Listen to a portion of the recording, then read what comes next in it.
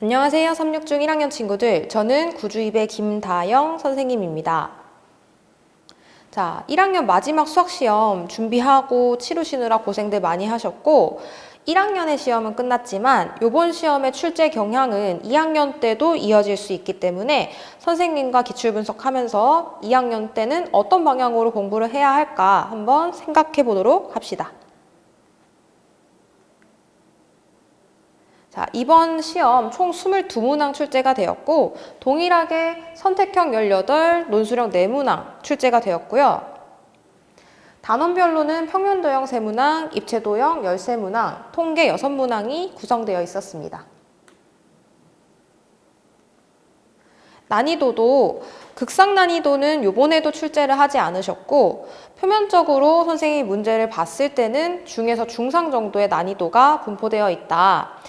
우리 친구들이 시험에서 근데 체감하기에는 중 정도로 느끼고 시험을 봤을 것 같다 라고 예상을 하고 성적 분포 같은 경우에는 내가 안 틀렸어? 하나 정도 틀렸어? 그럼 최상위권, 2개 틀렸어요? 그럼 상위권에 분포할 것으로 생각이 듭니다.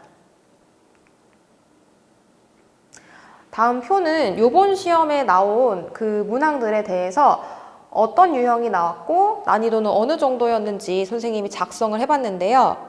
자, 기출문항 분석표를 작성하면서 느낀 어떤 출제 경향으로 크게 4가지 특징이 있었는데 그 4가지 특징에 대해서 한번 살펴보도록 하겠습니다. 첫 번째 특징으로는 개념 합답형 문제는 또 출제가 되었고요. 366중학교 같은 경우에는 옳은 것을 있는 대로 골라라 라고 해서 틀린 거를 지워가며 추론해낼 수 있는 그런 문제들이 아니라 내가 정확히 개념을 알고 있어야만 옳은 것의 개수를 딱 부러지게 알 수 있는 그런 문제를 계속 물어보고 있습니다. 두 번째로는 14번이나 18번과 같이 계산이 살짝 복잡하게 들어가는 문항들이 출제되었는데요. 내가 계산을 하다가 조금 삐끗했어. 그러면 시간이 좀 지체됐을 수도 있겠다라는 생각이 들었습니다. 세 번째 특징으로는 15번과 16번인데요. 15번 같은 경우 디귿의 보기 문제를 풀 때 의심하지 않고 풀면 실수를 할 수 있었던 문제였고 16번도 단면의 변의 개수 최대값을 자칫하면 5라고 생각할 수 있지만 사실은 6이었던 이렇게 내가 의심하지 않고 풀면은 실수를 할 수 있게 만드는 문제들을 출제하셨어요. 네 번째로는 부교재 연계율이 굉장히 높았는데요.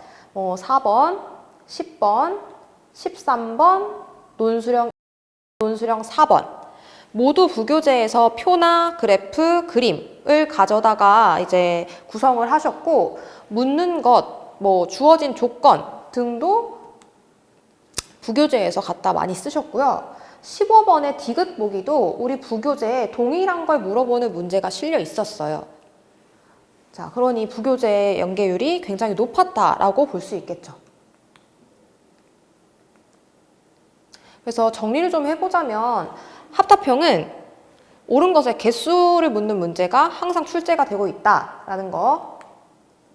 그리고 복잡한 계산이나 아니면 내가 의심하지 않으면 실수를 유발할 수 있는 그런 문제도 심어 놓으셨고 부교재의 변형도 다수 출제가 되었다라는 게 특징으로서 이제 정리를 할 수 있는 거고요.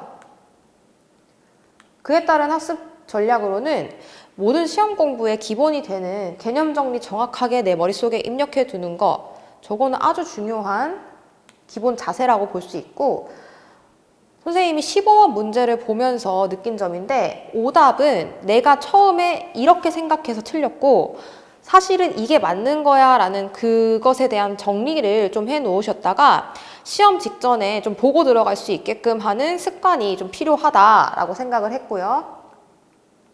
마지막으로는 부교재 연계율 높았으니 시험 직전 부교재에 대해서 완전히 내가 숙지하고 있어야 되는 건 기본적인 거라 생각을 했습니다.